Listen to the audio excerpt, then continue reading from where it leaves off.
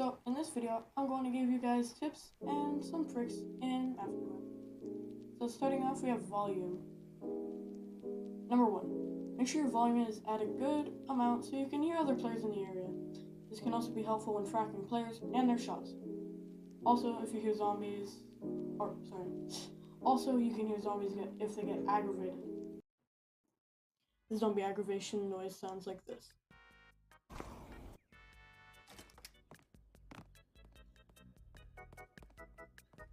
Number 2, ammo.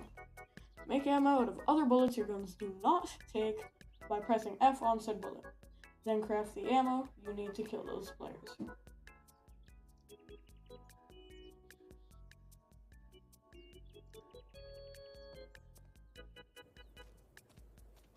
You're gonna need sap eventually, whether it be dress bandages, or you just need a quick and simple food source to get you through the day. You can grab them off these small trees here, as presented in the video.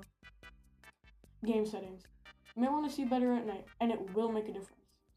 Just go to game settings, go to video, and turn the brightness up and the contrast down. Number 3, medical supplies. If you're in PvP, you're going to want medical equipment to heal. You can craft bandages with 3 cloth scrap, healing salves with 3 cloth scrap, and 2 sap, obtainable within trees. Dress bandages, giving more health than normal bandages with the recipe of 2 healing salves and saline solution.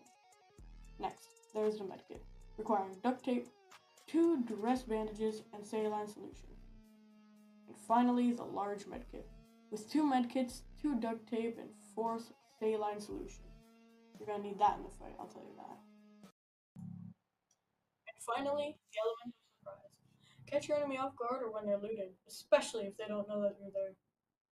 Press C to crouch and hold it to prone, or crawl, whatever you like.